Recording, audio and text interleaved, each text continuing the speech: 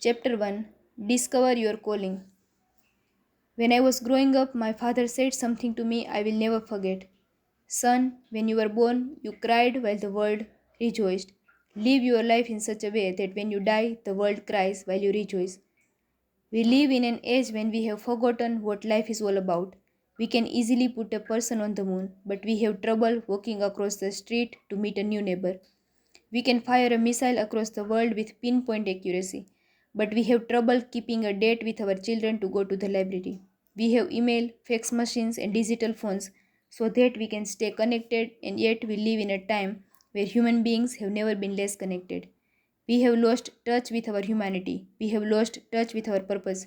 We have lost sight of the things that matter the most. And so, as you start this book, I respectfully ask you, who will cry when you die? How many lives will you touch while you have the privilege to walk this planet? What impact will your life have on the generations that follow you? And what legacy will you leave behind after you have taken your last breath? One of the lessons I have learned in my own life is that if you don't act on life, life has a habit of acting on you.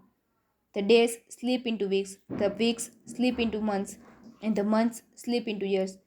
Pretty soon it's all over, and you are left with nothing more than a heart filled with regret over a life half lived. George Bernard Shaw was asked on his deathbed, what would you do if you could live your life over again? He reflected, then replied with a deep sigh, I would like to be the person I could have been, but never was. I have written this book so that this will never happen to you.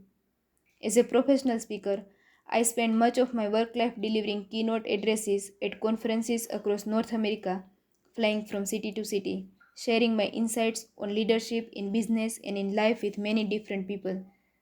Though they all come from diverse walks of life, their questions invariably center on the same things these days. How can I find greater meaning in my life? How can I make a lasting contribution through my work?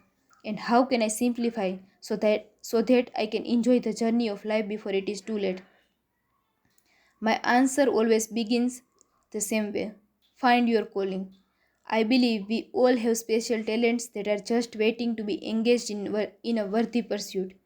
We are all here for some unique purpose, some noble objective that will allow us to manifest our highest human potential while we at the same time add value to the lives around us. Finding your calling doesn't mean you must leave the job you have now. It simply means you need to bring more of yourself into your work and focus on the things you do best.